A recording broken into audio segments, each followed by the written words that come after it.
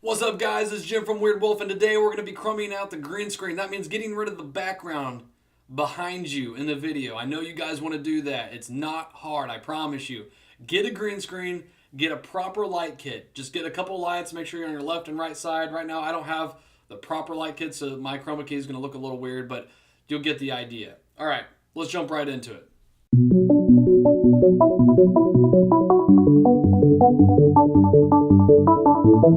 Alright guys, so the first thing is first. Obviously when you pull up OBS Studio, your screen's going to look a little different than mine. I've got two for a preview and the actual, what the audience sees. Your guys will probably get the one mono screen, which is fine.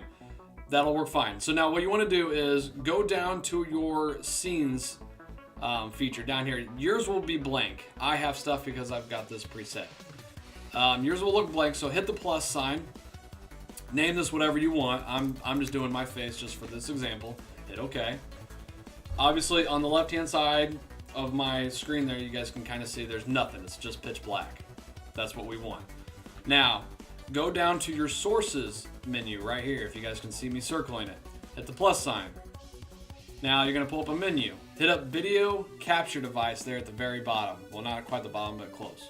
Hit that. Name it whatever you want. I'm just doing it as OK. This little screen's going to pop up here, if you guys can see that. You're going to want to hit the device, and I've got a built-in camera. You might have something different, like a webcam. Do whatever you choose, and whatever you got connected, use that one. Hit that, boom, my face is on there, hit OK. On the left-hand screen there, on my dual screen, you can kind of see me. My picture's not full on the entire video. So what you want to do is see the little red line around the green box. Drag it. Boom. We're good. All right, now let's chroma it out. You're going to right-click your source here. So you go to Sources, right-click this little blue box that I've highlighted, your video capture device. Right-click it, hit Filters. Now you're going to pop up with this little screen here. I'm going to move this off to the side a little bit so you guys can kind of see. You're going to see audio/video filters. You're going to see effects filters. We are going to go down to effects filters. We're going to hit the plus sign. Going to go to Chroma Key. It should automatically do it. Now hit OK. And boom. It's all chromed out.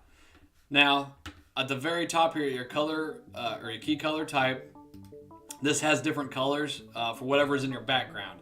Green is the easiest to chroma out, so I would suggest green, but if you have other colors, it will work. It just be a little spotty.